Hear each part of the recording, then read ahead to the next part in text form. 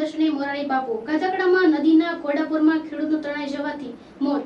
કેશોદમાં જામ્યા ગંદકીના ઠેર. સારકુલામાંથી રેતી ચોરી ઝડપાઈ. પુરખિયા મદીના દર્શન કરતા પૂજ્ય મોરારી બાપુ. રામકથાના સુંદર વક્તા અને રાષ્ટ્રીય સંત મોરારી બાપુએ પુરખિયાની ઉડતી મુલાકાત લીધી હતી અને પુરખિયા દાદાના દર્શનનો લાવો લીધો હતો. સારકુલાના ગાધકડામાં ધોધમાર વરસાદ. નદીમાં ઘોડાપુર એકનું તણાઈ જતા મોત. સારકુલાના ગાધકડામાં 12 મે ખાગા થયા હતા અને ધોધમાર વરસાદના કારણે ગાધકડાની નદીમાં ઘોડાપુર આવે ત્યાં એક ખેડૂત બળદગાડા સાથે તણાયો હતો, જેમનું મોત નીપજેલ છે. મૃતકનું નામ નારણભાઈ ભૂરાભાઈ ડાવરા હતું. ઉંમર 46 વર્ષ છે. ગાધકડા વાવણી કરીને પરત ફરતા હતા ત્યારે કોઝવેરમાં બનાવ બનેલ હતો.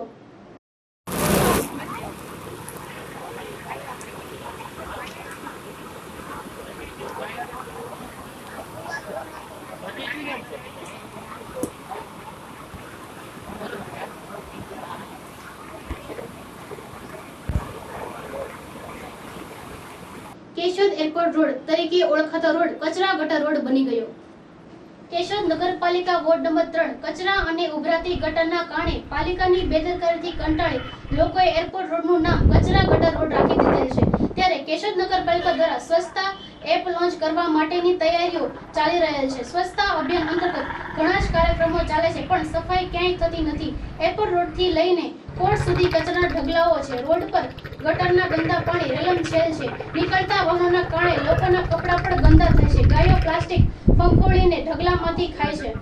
નગરપાલિકાના સદસ્ય વીરાભાઈને મળતા તેમણે 2 દિવસમાં સફાઈ થશે તે ઉડતો જવાબ આપેલ હતો.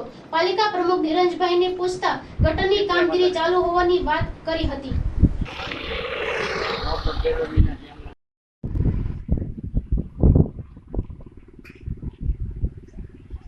કુબાવત સાયકલની દુકાન મારે સામે છે અને આ લગભગ ગટર ઉભરાતા 1.5 મહિનો થયો છે.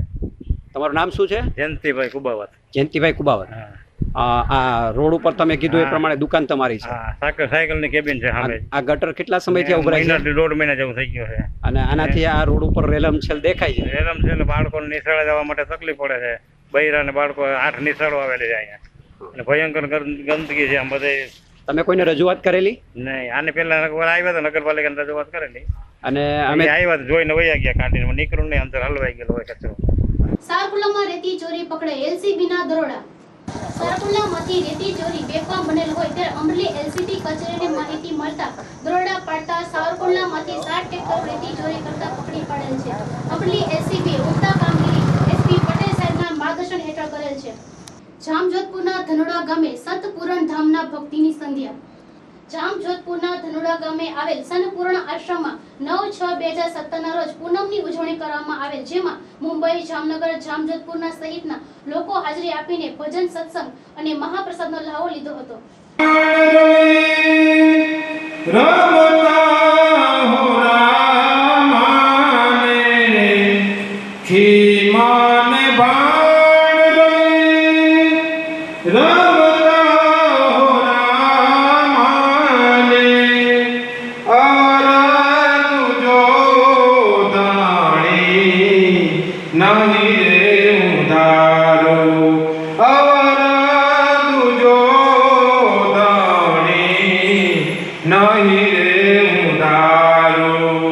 ગઢડામાં લૂંટનો આરોપી પકડાયો. બોટાદ જિલ્લાના ગઢડામાં 2 વર્ષથી નાસ્તો ફરતો આરોપી જેમના પર અનેક ગુનાઓ છે. બોટાદ જિલ્લા પોલીસ અધ્યક્ષના માર્ગદર્શન LCB police sub inspector Shri V D Ghorda તેમજ સ્ટાફને મળેલ બાતમીના આધારે આરોપી રઘુભાઈ ચોથાભાઈ ભડવાડને બોટાદ એમડી હાઈસ્કૂલના પાછળના ભાગમાંથી પકડી પાડી લીધેલ છે. ભેસણમાં 4 ઇંચ વરસાદ. સોનરખ નદીમાં આવ્યા નવા નીર. ભેસણ પંથકમાં ચોમાસાનો પહેલો જ વરસાદ ધોધમાર પડ્યો હતો અને વાવણી લાયક વરસાદ પડતા ખેડૂતોમાં ખુશીનો માહોલ સર્જાયો હતો. જ્યારે છેલ્લા 4 વર્ષથી કોરી પડેલી સોનરખ નદીમાં નવા નીર આવ્યા હતા. વંથલીના બંટિયામાં દલિત પર અત્યાચાર. વંથલી તાલુકાના બંટિયા ગામમાં રહેતા પ્રભાબેન ગિરીશભાઈ વાળા ઘંટિયા ગામના પ્રાથમિક શાળામાં મધ્યાહન ભોજન સંચાલન કરે છે. ત્યારે તેમની સાથે જાતિ ભેદભાવ રાખીને માનસિક ત્રાસ આપવામાં આવતો હતો. ત્યારે આચાર્ય કાળુભાઈ ઠકરાણી એ નોકરીમાંથી કાઢી મૂકેલ અને 25 થી 30 પટેલ સમાજના લોકોએ ભેગા થઈને આ પરિવાર પર હુમલો કરીને મૂંઢ માર માર્યાની ફરિયાદ પોલીસમાં નોંધાયેલ છે. સમયે મારો દલિત પરિવાર પીડિત જુનાગઢ સિવિલ હોસ્પિટલમાં પહોંચેલો છે. જુનાગઢના પોલીસ અધિક્ષક લોકો પહોંચેલા હતા. એ લોકોએ નિવેદન ન લીધું. એ લોકોએ એ રીતના જાણ કરવામાં આવી કે વંથલી પોલીસ ચોકીમાંથી નિવેદન લેવા આવશે, પણ વંથલી પોલીસ ચોકીમાંથી પણ હજુ નિવેદન લેવામાં નથી આવ્યું. જય ભીમ. મેં ગીર સોમનાથ જિલ્લા દલિત નવનિર્માણ સેના કાર્યકર્તા મનોજ ચૌહાણ. આજરોજ જુનાગઢ સિવિલ હોસ્પિટલની મુલાકાત લેવા આવ્યો છું. તાલુકો વંથલી બંટિયા મુકામે રહેતા મારા દલિત પરિવાર ઉપર અત્યાચારને લઈ અન્ય સમાજ લોકો દ્વારા મૂંઢમાર માર મારવામાં આવેલો છે. બહુ દુઃખની વાત છે. આજે ઘણા સમયથી ગ્રામ્ય વિસ્તારની અંદર દલિત અત્યાચારને લઈને મામલાઓ બને છે અને એ સમયે પોલીસ તંત્ર ધ્યાન નથી દેતું. આવે નિવેદનપત્ર પણ લેવા આવતા નથી. સમયે મારો દલિત પરિવાર પીડિત જુનાગઢ સિવિલ હોસ્પિટલમાં પહોંચેલો છે. જુનાગઢના પોલીસ અધિક્ષક લોકો પહોંચેલા હતા. એ લોકોએ નિવેદન ન લીધું. એ લોકોએ એ રીતના જાણ કરવામાં આવી કે વંથલી પોલીસ ચોકીમાંથી નિવેદન લેવા આવશે, પણ વંથલી પોલીસ ચોકીમાંથી પણ હજુ નિવેદન લેવામાં નથી આવ્યું. અમે જાણ કરીએ છીએ કે આ જે ઘટના બની છે દલિત અત્યાચારને લઈને વહેલી તકે કાનૂની કાર્યવાહી થાય, પોલીસ અધિક્ષક લોકો નિવેદન લેવા આવે એવી અમારી માંગણી છે. બાકી આવતા સમયે અમે આવેદનપત્ર પણ કલેક્ટર સાહેબશ્રીને દેવા જઈશું અને અમે આક્રોશ આંદોલન પણ અમે ઉપવાસ કરવાની જરૂરત પડશે.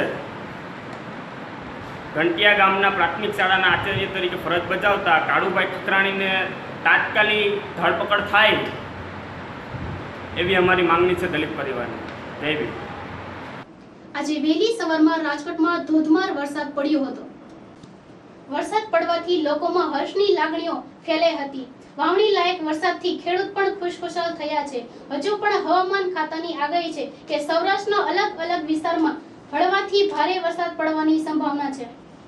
જામજોધપુર ગાયત્રી મંદિરે વિનામૂલ્યે છાસનું વિતરણ કરવામાં આવ્યું. જામજોધપુર ગાયત્રી મંદિરમાં 2 માસથી સતત વિનામૂલ્યે છાસ વિતરણ કરવામાં આવે છે.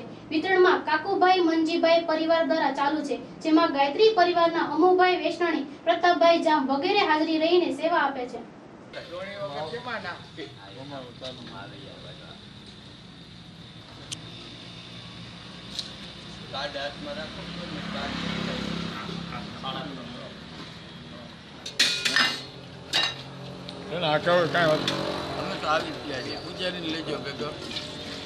છાસ કેન્દ્ર દાદા કેટલા ટાઈમથી ચાલુ છે?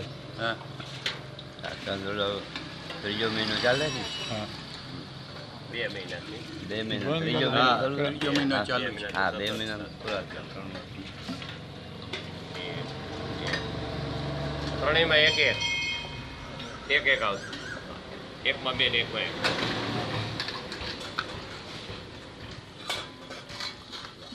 છે ને? હા હા. બોલીએ. 2માં 1, 1.5, 3 લીટર. છાસ કેન્દ્ર છે, બોલી લો.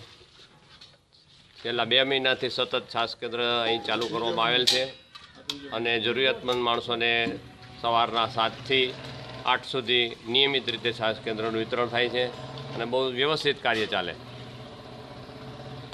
આમાં ઘણા બધા લોકોનો સહયોગ છે એટલે આ બધું કાર્ય ચાલે. 2 લીટર.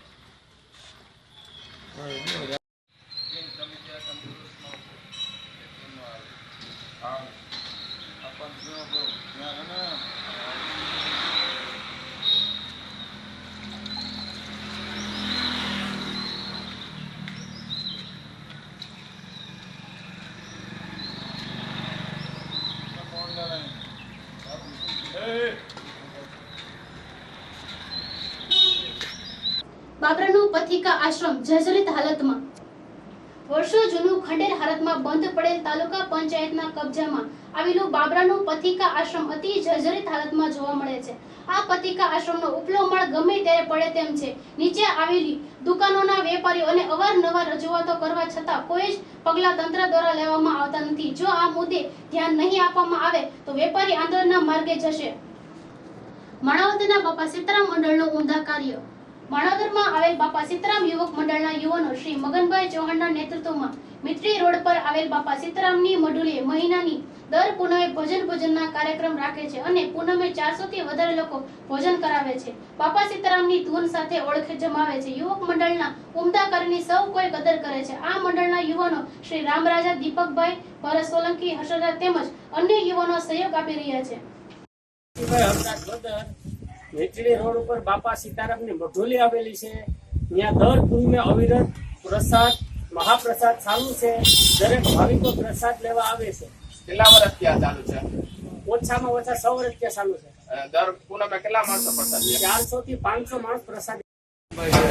હું બાપા સીતારામની સાંજ સવાર આવું છું અને અહીંયા અમારે પૂનમમાં દાતાઓને દિયાથી 400 થી 500 માણસ ભોજન દે છે. કેટલા વર્ષથી તમે સેવા કરો છો બાપા? હું અહીંયા 6ઠું વર્ષ બેઠું ભાઈ. મીચડી રોડ પર આવેલ બાપા સીતારામની મટુલીએ છેલ્લા 6 વર્ષથી મહાપ્રસાદનું આયોજન કરવામાં આવે છે. કેમેરામેન જતીન તન્ના સાથે દીપક રાજા, માણાવદર. તો દર્શક મિત્રો, આ હતા અત્યાર સુધીના સમાચાર. વધુ સમાચારો માટે ફરી મળીશું. ત્યાં સુધી રજા આપશો. નમસ્કાર.